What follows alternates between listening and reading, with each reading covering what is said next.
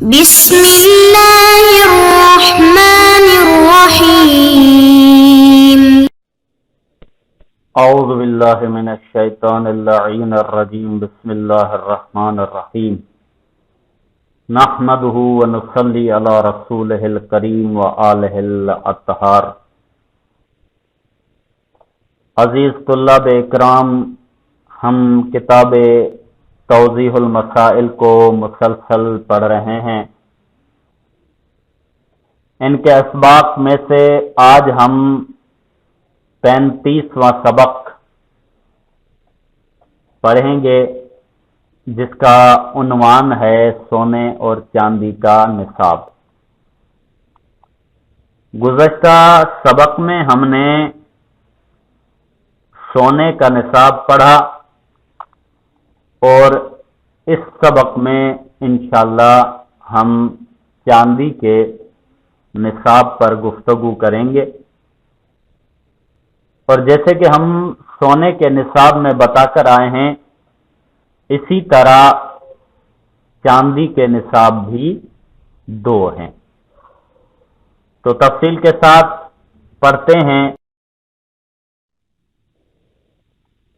مسئلہ نمبر 1858،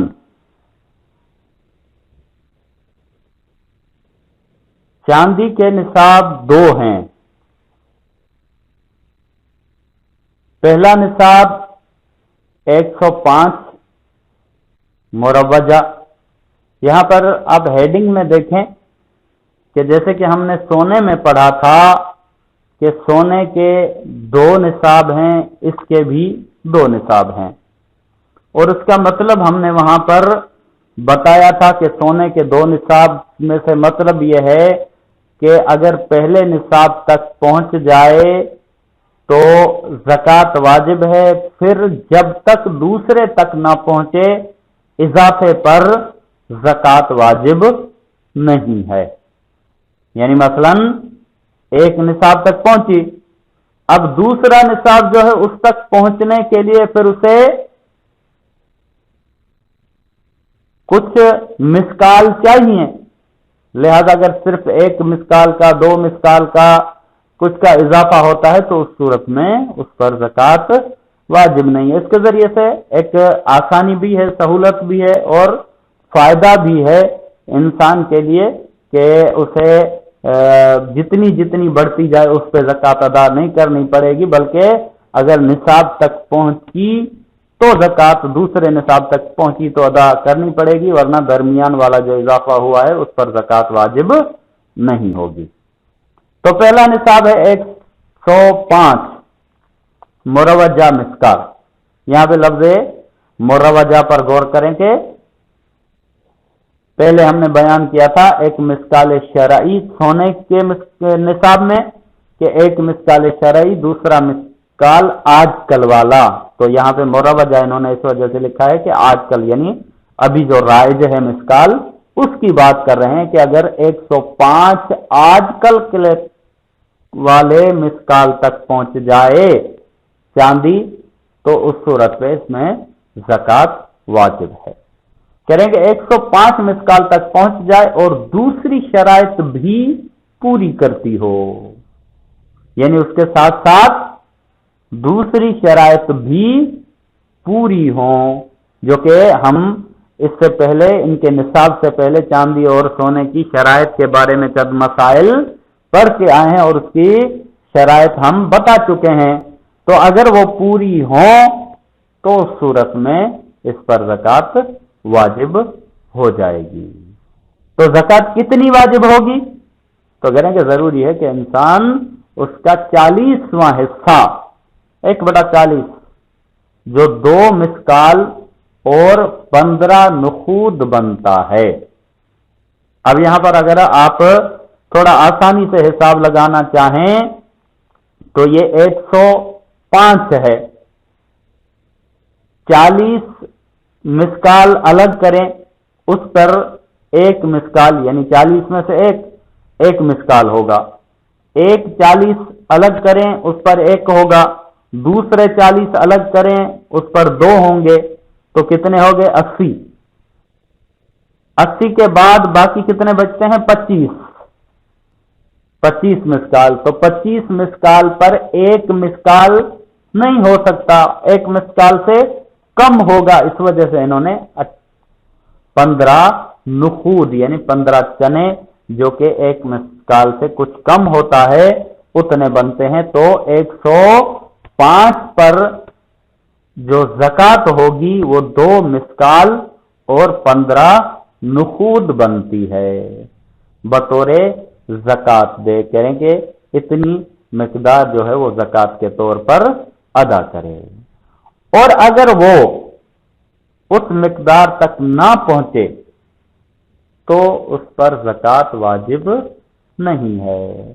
यानी कि अगर 105 जो कि पहला निसाब है इस तक ना पहुंचे, अब इससे थोड़ी भी कमी हो, मसलन 104.5 अगर हो, तब भी उस पर ज़कात वाजिब नहीं होगी। क्यों? इस वजह से कि निसाब तक नहीं पहुंची।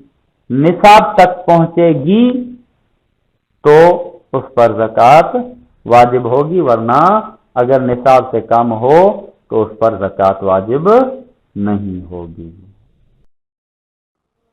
चांदी का दूसरा निसाब 21 मिसकाल है, यानी अगर 105 मिसकाल पर 21 मिसकाल का इजाफा हो जाए तो जरूरी है कि जैसा कि बताया जा चुका है पूरे 126 मिसकाल पर ज़कात दे,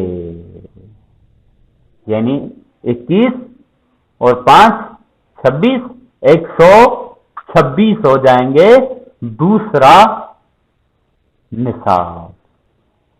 पहले जब 105 तक पहुंचेगी तो हमें ज़कात अदा करनी पड़ेगी। अब 105 के बाद 106 हो जाए, 110 हो जाए, 120 हो जाए, हमें ज़कात नहीं देनी जब तक के फिर 126 तक ना पहुंचे। हमें ऊपर जो 105 से इजाफा हुआ है उस पर ज़कात नहीं देनी। अगर इस 21 मिसकाल से कम इजाफा हो तो जरूरी है कि सिर्फ 105 मिसकाल पर ज़कात दे। यानी अगर 21 से कम इजाफा हो 105 पर, मसलन 20 का इजाफा हो गया 125 हो गया, तो भी 105 पर देनी है, 20 मिसकाल पर ज़कात नहीं है। और जो इजाफा हुआ है उस पर ज़कात नहीं है। जितना इजाफा हुआ अगर 21 से कम है तो उस पर ज़कात वाजिब नहीं है। और जितना भी इजाफा होता जाए यही हुक्म है, यानी 105 पर 21 का एक दफा इजाफा हुआ तो 126 पे ज़कात वाजिब हो गई। अब जब तक फिर 126 के बाद फिर 21 का इजाफा नहीं होता तब तक इस पर ज़कात दोबारा इजाफे 126 से ज्यादा जो इजाफा हुआ है उस पर ज़कात वाजिब नहीं होगी। तो यही हुक्म है, यानी अगर 21 मिसकाल का इजाफा हो तो जरूरी है कि तमाम मिकदार पर ज़कात दे। यानी एक दफा 21 का हुआ तो तमाम पर दे, दूसरी दफा 21 का हुआ तो फिर उसको मिलाकर तमाम पर दे, तीसरी दफा 21 का हुआ, जूं जूं उस पर 21 का इजाफा होता जाए तो उस पर सारे पर ज़कात अदा करता जाए। अगर 21 से थोड़ा भी कम हो जाए तो जो इजाफा हुआ है उस पर ज़कात नहीं होगी। और अगर उससे कम इजाफा हो तो मिकदार जिसका इजाफा हुआ है और जो 21 मिसकाल से कम है उस पर ज़कात नहीं है। और अगर इस बात का शक हो कि निसाब की हद तक पहुंचा है या नहीं तो एहतियात वाजिब की बिना पर उसकी तहकीक करे। कहने के मसलन हमें अगर ना पता चले कि चांदी या सोना निसाब तक पहुंचा है या नहीं, تو اس کا مطلب یہ نہیں ہے کہ ہم اس کو چھوڑ دیں بس پتہ نہیں چل رہا تو نہیں، کہہ رہے ہیں کہ احتیاط واجب یہ ہے کہ اس کی تحقیق کریں، اس کو اس کے ذرائع سے ماہرین سے معلوم کریں اور اس کا وزن کرائیں اور اس کو تحقیق کرنے کے بعد پتہ لگائیں کہ وہ نصاب تک پہنچی ہے کہ نہیں پہنچی۔ مسئلہ نمبر 1859، جس شخص کے پاس نصاب کے مطابق سونا یا چاندی ہو، اگرچہ وہ اس پر زکوٰۃ دے دے، لیکن جب تک اس کے پاس سونا یا چاندی پہلے نصاب سے کم نہ ہو جائے، ضروری ہے کہ ہر سال ان پر زکوٰۃ دے۔ بڑا ہی سخت مسئلہ ہے،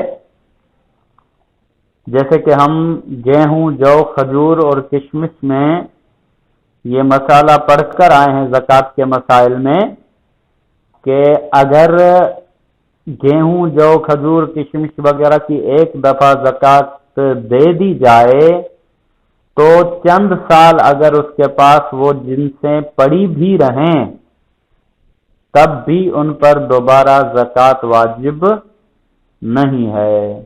لیکن اس سونے اور چاندی میں بالکل اس کے الٹ ہے کہ اگر ان کی مقدار کسی کے پاس ہو، نصاب تک پہنچ جائے اور اس پر زکوٰۃ واجب ہو اور وہ زکوٰۃ ادا کر دے، اس کے باوجود اگر جب اس کے پاس وہ سونا اور چاندی پڑے رہے اور دوسرا سال آ گیا، اس پر اور سال گزر گیا، تو اگر وہ پھر دوسرے سال بھی نصاب تک باقی ہے تو اسے دوبارہ زکوٰۃ دینی پڑے گی۔